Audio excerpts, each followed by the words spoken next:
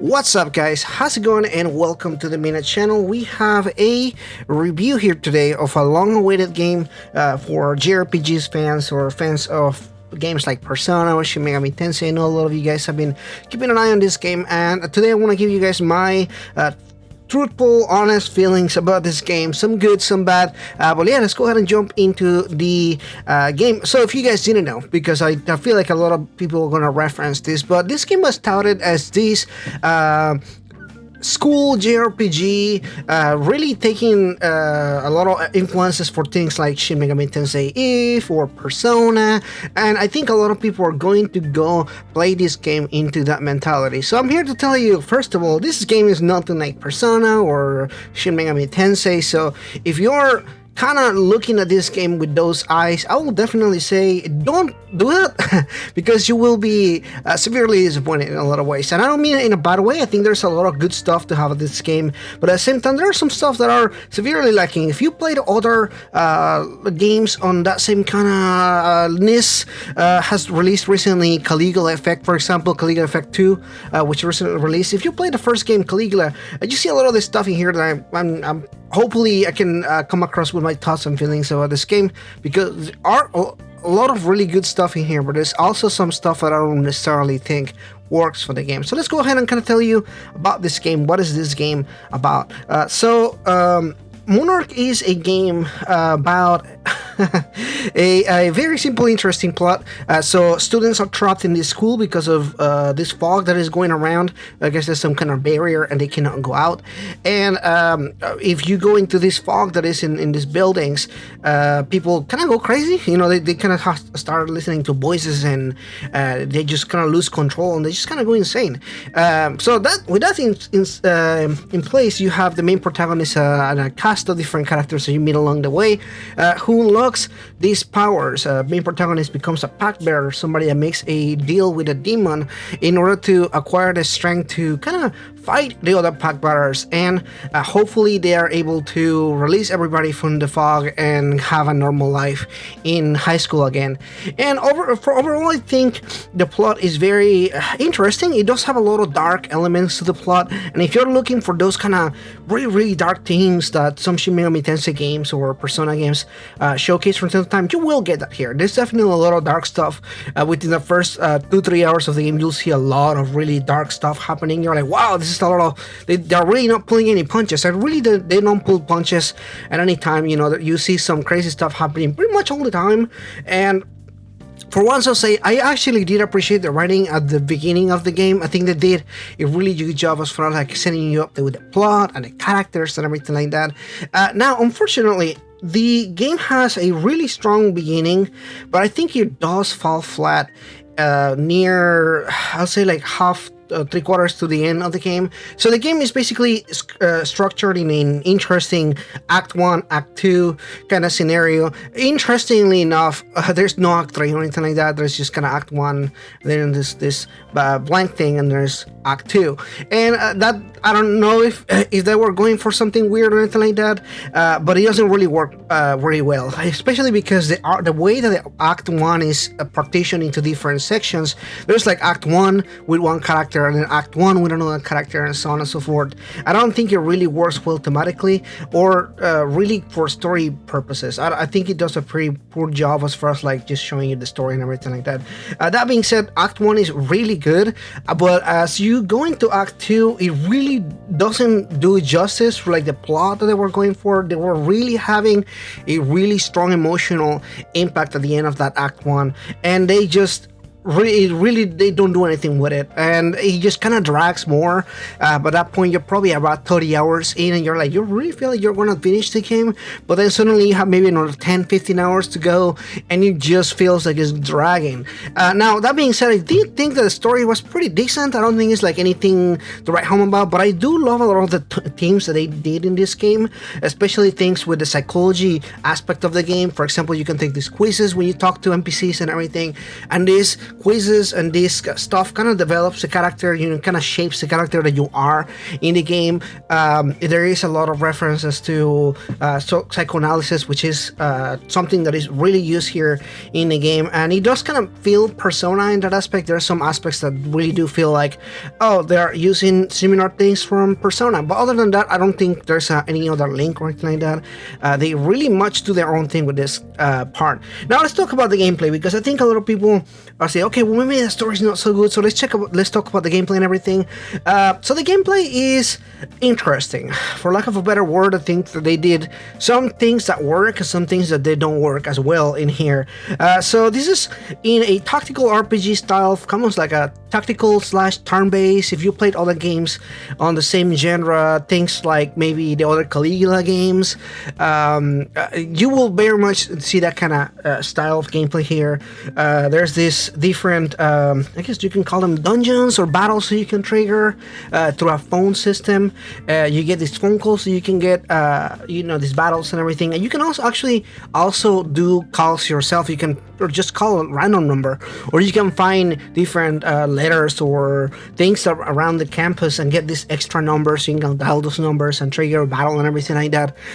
The battles are interesting. I think that for the most part, there is a lot of variation in enemies. There's a lot of variation on your characters to like kind of get some interesting gameplay and everything. Unfortunately, the way that they do the grinding and the battles itself and everything, it's really easy in this game to be underleveled.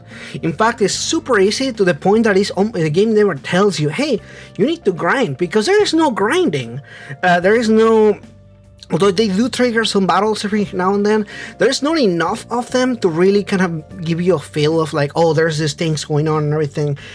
They just don't do a good job as far as like telling you, hey, you need to grind, because whenever you go to this boss battle, it's gonna be pretty hard, and you need to find a way to grind. And really, you pick up so much reading material in the game for you to really just go through it and like, oh, in this, if you read this thing, then you're gonna find a phone number, you have to dial the phone number, and you have to grind that way. There's no explicit way that they ever tell you that's how you grind, and it just doesn't work with the flow of the story or the gameplay itself. It's kind of very convoluted on that aspect. Another aspect that I found to be really hit or miss is the puzzles. Now, you're gonna hear this a lot from probably other reviews and everything, but if you ever played a Resident Evil game or some game like a point and click adventure kind of game where there's like reading and puzzle solving and everything like that, this game, in order to progress to the next section of the story, you have to solve some kind of puzzle. And it's not once, it's not twice, it's every single time you need to progress to a different section, you have to solve some kind of puzzle. Now, some of them are easy, some of them are really dumb, but some of them are to the point that it's too many steps for certain aspects, and I feel like it really takes away from like the story or the urgency. For example, you're in a really important urgent part of the story, like things that need to happen and everything, and you're like, oh man, there's like emotional development, there's like the stakes are pretty high, and you need to run around campus trying to find this one way to solve this one puzzle in order to progress and everything. I had to ask help from some of my other friends that are reviewing this game, because this game, believe it or not, it does have so many puzzles that it doesn't feel really enjoyable in that aspect. Now, this is coming from somebody that is a fan of Resident Evil, and Resident Evil has a lot of puzzles, and it's kind of like a fun process. This game really takes a lot of the fun out of the puzzle solving. So yeah, needless to say, I did not like the puzzle solving on this game. Overall, I think that the gameplay, if you're a fan of JRPGs, tactical RPGs, there is some cool stuff about the gameplay. I think that the gameplay itself is great, but there's so many layers to it. There's things like I mentioned, the grinding or just exploration. It doesn't really feel super fleshed out. I think that this game, and in general, just feelings and thoughts and everything, this game is not fleshed out enough, and this is something that I've seen in a lot of games, calling some games names, things like Caligula, for example, the first game, and I hope that the second game really gets this right. Unfortunately, this first game doesn't get it right. I think I see a lot of potential in it, and I don't think it gets there. And I really wanted to this game to do better, because I know it can. I mean, I recently played Caligula Effect, the second game, and it was so much better. They fixed so many of the issues that the game had, and seeing that this game is published and made by the same company, I really expected this game to kind of be more fleshed out, because they already went through Caligula, but it doesn't really feel like the case. Now the last point we're going to talk about is going to be kind of like the performance, the graphics, art, music. So I'm gonna be frank here. I played this game on a PS5, so I had absolutely zero issues, but I have heard a lot from friends who have played the game on Switch, and it does seem like it has some issues, particularly when it comes to the graphics. Like there's like performance in the Switch when it's kind of like stutters a lot and everything. At night, again, I never experienced any kind of issues or anything like that. I think I had like one bug maybe, but at no point had I had any kind of like big stuff or anything like that. So I just need to mention that from what I know, the Switch version doesn't work very, very well. Now, as far as my experience with the game and how I think this game looks good, I think from the art point, I think it does have some pretty cool stuff. I actually really like the character design for all the characters. The artist that did everything for this game, as far as like the character design and everything, did an amazing job. And I think if you are interested on the art style of something like a Persona game or like an anime game or something like that, this definitely satisfies the way that the characters look and everything. Every character that I saw, I liked for the most part. I think that they did a pretty cool character design for everybody. The music here is actually a hit and miss for me, because there are certain aspects of the music that are super good. The OST is almost very impressive, but at the same time, there are some times when you're doing certain battles, the battles that you grind the most have this boring music, but the boss battles actually have some special tracks, and they do such a good job about it and everything. I think that there's such a mix-up between the good songs that they have and some of the tracks that are just very forgettable, that I don't think that really hits the mark as far as like the game itself and the tones and the themes that they're going for in the game. I just don't think it really matches some of the songs and the things and everything. But overall, I think I like the OST and everything. So, just final thoughts and final feelings about this kind of before I wrap this video up. I actually like this game, and I know I was really harsh on things like the story and the gameplay.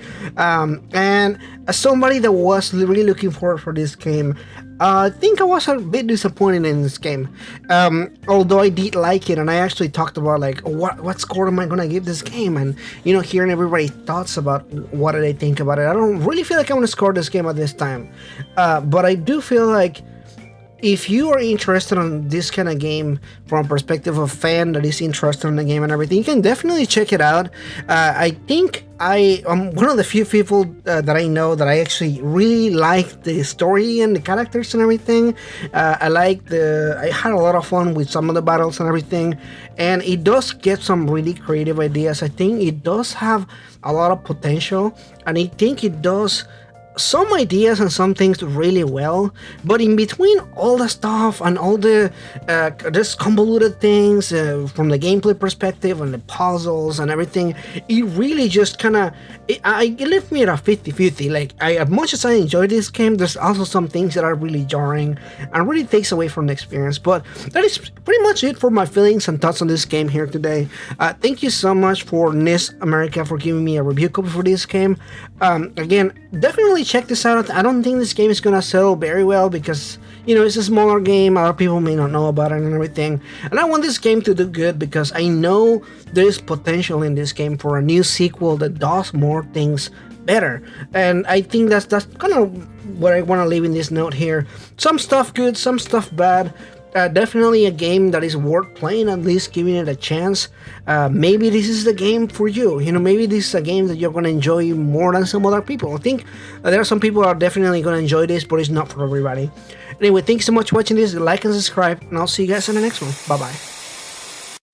But before we end this video, I want to thank all the members: Miko, Another Fox, Demicro, H2DK, King Narukami 45, Ita McNeil, and Rising Oblivion. Thank you so much, guys, for your support. I couldn't make these videos without your help.